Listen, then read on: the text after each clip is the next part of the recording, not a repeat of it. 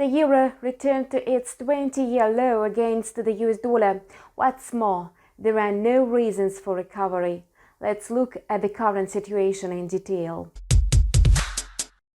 First of all, the financial market participants are keeping in mind the extremely high inflation rate in European countries. The price growth will hardly slacken soon. The fact is that the strike on Norwegian oil production platforms has boosted prices of the already expensive European gas.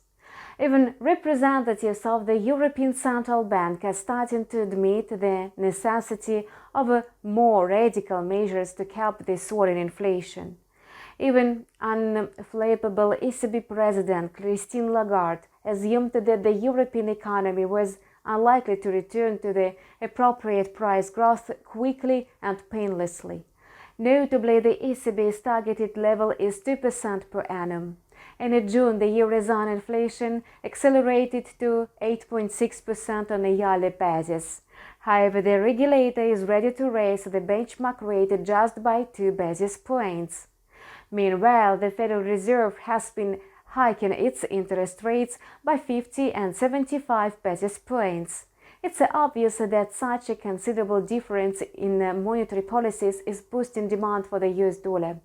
Let us take a look at the trading charts through the prism of a technical analysis. The market sentiment changed when the euro-dollar pair was rebounding from its previous levels. As a result, the upward momentum faded away near the level of 1.0460. This, in turn, caused stagnation, thus allowing the greenback to recoup its losses. At the beginning of the European session, the volume of short positions jumped, thus causing radical changes in the market. As a result, the quote not only continued forming the midterm downtrend, but slid to the levels recorded in 2003. This auction could be considered the first signal of approaching parity. To prove this signal, the price should settle below 1.0300 on the daily chart. Notably, analysts have noticed an oversold signal on the short-term periods. The future of the pound sterling is also quite gloomy. Investors are preparing for recession, whereas representatives of the Bank of England warned that high inflation would be long-lasting. In fact, the regulator admitted that it was unable to cope with the surging prices. Curiously, since December, the Bank of England has raised the key interest rate 5 times already. Thus, the pound-dollar pair returned to the lowest level last seen during the pandemic outbreak in March 2020. Last week, rising from the support level of 1.2000, the pound-dollar pair returned to the previously touched level of 1.2155, where the volume of long positions dropped.